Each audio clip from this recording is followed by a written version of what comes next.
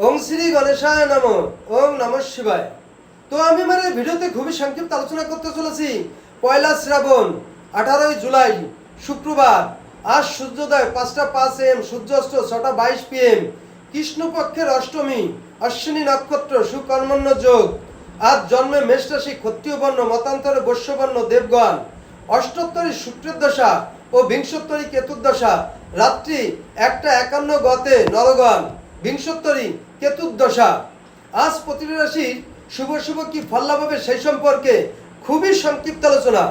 মেষ রাশির সম্পত্তি নিয়ে বিবাদ, বৃষ রাশির অর্থনৈতিক সমস্যা, মিথুন রাশির নূতন কাজের সম্ভাবনা, কর্কট রাশির অস্থিরতা বৃদ্ধি, সিংহ রাশির পারিবারিক ভ্রমণ, কন্যা রাশির কর্মক্ষেত্রে অস্থিরতা, তুলা রাশির মাতৃকুল সূত্রে অর্থপ্রাপ্তি, বৃশ্চিক রাশির সন্তানের কর্মপ্রাপ্তি, ধনু রাশির অবসাদগ্রস্ত, মকর রাশির বেদনাযুক্ত, কুম্ভ রাশির অতিরিক্ত ব্যয়, মীন রাশির ভুল বুঝাবুঝি।